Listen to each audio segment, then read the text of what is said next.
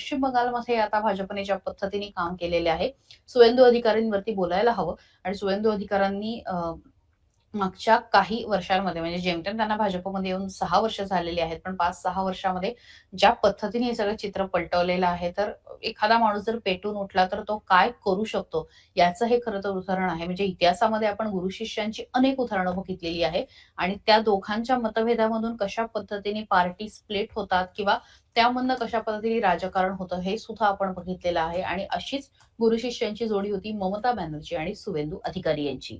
म्हणजे आंदोलनामधनं पश्चिम बंगालमध्ये जी काही आंदोलनं झाली तिथून त्यांचं खरं तर एकत्र काम करणं सुरू झालं आणि त्यानंतर ज्या पद्धतीने त्यांनी एकत्र काम केलं, ममता बॅनर्जींच्या सरकारमध्ये मंत्री म्हणून सुद्धा सुवेंदू अधिकारी होते. पण त्यानंतर ममतांशी खटका उडाला आणि पुढे काय झालं सगळी स्टोरी मी तुम्हाला व्यवस्थित सांगते. खरं तर ममता बॅनर्जींच्या तृणमूल काँग्रेसमध्ये एक चांगला ताकदवान नेता म्हणून सुवेंदू अधिकारी यांना ओळखलं जायचं. तुम्हाला जर माहिती असेल तर ममता बॅनर्जी या सुद्धा काँग्रेसमध्ये होत्या. त्यानंतर काँग्रेसशी जेव्हा त्यांचे मतभेद झाले, त्यानंतर त्यांनी तृणमूल काँग्रेसची स्थापना केली आणि सुवेंदू अधिकारी यांच्याबद्दल जर पार्श्वभूमी सांगायची झाली, तर एका अतिशय बलवान कुटुंबामधनं ते येतात. त्यांचे वडील सुद्धा प्रभावी नेते होते. अ, त्यांचे वडील सुद्धा आमदार, खासदार राहिलेले आहेत. त्यामुळे घरामधनं नाही म्हटलं तरी एक राजकीय वारसा होता. आता ममतांसोबत सुवेंदू जोडले गेले याचं कारण म्हणजे जी काही आंदोलनं झाली, विशेषतः तुम्हाला जर आठवत असेल तर अ, 14 मार्च 2007 ला जवळपास 14 आंदोलकांचा मृत्यू झालेला होता आणि ते होते नंदीग्रामच्या बाबत जो तो प्रोजेक्ट होता.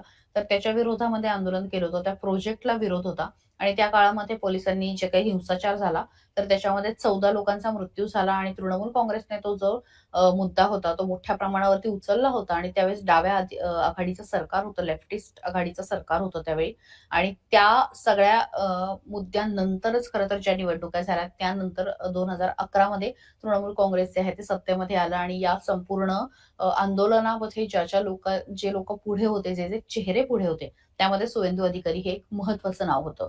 त्यानंतर अधिकारींची ताकद चांगल्या पद्धतीने वाढली. ममता बॅनर्जींचे एक अत्यंत विश्वासू सहकारी, जवळचे सहकारी, किचन कॅबिनेटमधील सहकारी म्हणून त्यांना ओळखलं जाऊ लागलं. पण असं म्हणतात ना, की राजकीय परिस्थिती ही कायम तशीच राहत नाही. त्यामुळे समीकरणं बदलत गेली. ममता सत्तेमध्ये गेल्या. आता त्या म्हणजे चौथ्यांदा खरं तर मुख्यमंत्री पदाच्या शर्यतीमध्ये आहेत आणि 2011 पासून सलग सत्तेमध्ये राहिल्या. पण जसे-जसे वेगवेगळे लोकं येत गेले, तशी-तशी सुवेंदू अधिकाऱ्यांची जी फर्स्ट पोझिशन होती, ती थोडीशी मागे-मागे होत गेली. विशेषतः अभिषेक बॅनर्जी जे आहेत, ममता बॅनर्जी यांचे भाचे म्हणून ओळखले जातात. तर ते आले. त्यानंतर राजकीय काय म्हणतात रणनीतीकार असलेले प्रशांत किशोर जे आहेत, तर ते सुद्धा या सगळ्या चर्चेमध्ये आले आणि सुवेंदू अधिकारी हे मागे पडत गेले. त्यांची ताकद जी आहे ती कुठेतरी मागे-मागे पडत गेली आणि अर्थात मनामध्ये ते कुठेतरी खच्चीकरण होत होतं. स्वतःची जी पोझिशन आहे, स्वतःची जी स्थान आहे, ते जेव्हा अशा पद्धतीने डळमळीत होतं आणि विशेषतः राजकारणामध्ये डळमळीत होतं. महत्वाकांक्षा असणाऱ्या लोकांचं जेव्हा स्थान डळमळीत होतं, तेव्हा ते मोठा निर्णय घेतात आणि 2020 मध्ये सुवेंदू अधिकारी यांनी सुद्धा मोठा निर्णय घेतला आणि थेट मंत्रिपदाचा राजीनामा देत भारतीय जनता पक्षामध्ये प्रवेश केला. त्यावेळी भाजपकडे सुद्धा एक चांगला चेहरा किंवा एक मोठा चेहरा पश्चिम बंगालमध्ये नव्हता. जे काही चेहरे होते ते सगळे ममता बॅनर्जींकडे होते. मात्र ममतांच्या कॅम्पमधनं बाहेर पडून त्यांच्याच विरोधामध्ये उभं ठाकण्याचं हिंमत जी आहे ती सुवेंदू अधिकारींनी दाखवली. 2021 मध्ये याचा थेट निकाल बघायला मिळाला आणि नंदीग्राममध्ये त्यांनी ममता बॅनर्जींचा धक्कादायकरित्या पराभव केला. 1956 मतांनी ममता बॅनर्जी यांचेच शिष्य असलेल्या सुवेंदू अधिकारींनी त्यांचा पराभव केला. अर्थात ममता या त्यावेळेस त्यांना प्राबल्य होतं आणि मताधिक्य म्हणण्यापेक्षा सरकारमध्ये त्यांचं स्वतःला चांगली मतं होती, चांगल्या जागा आलेल्या होत्या. त्यामुळे त्या मुख्यमंत्री झाल्या, पुढे भवानीपूरमधनं निवडून आल्या. पण असं असलं तरी जो माणूस त्यांच्या पक्षातनं मागच्या वर्षी बाहेर पडला होता, त्याने पुढच्या वर्षी पक्षातल्या प्रमुख व्यक्तीला पराभूत केलेलं होतं आणि याबाबत सुवेंदू अधिकारी यांची विशेष नोंद घेतली गेली. 2026 मध्ये हा जो संघर्ष होता ममता विरुद्ध सुवेंदू अधिकारी, हा अधिक तीव्र झालेला बघायला मिळाला. विरोधी पक्षनेते होते सुवेंदू अधिकारी, भाजपने त्यांना चांगली ताकद दिलेली होती आणि त्यानंतर आता भवानीपूरमध्ये सुद्धा ममतांच्या विरोधामध्ये सुवेंदू अधिकारी उभे ठाकलेले आहेत आणि गेले 2 तास, दीड तास जे काही मी हे सगळे कल बघतेय त्याच्यामध्ये मागे-पुढे हे सगळे कल येतायत. विशेषतः अत्यंत काटेकी टक्कर भवानीपूरमध्ये होतीये आणि ममता बॅनर्जी यांनी सातत्याने अधिकारी यांना बंगालच्या बाहेरचा म्हणवलं.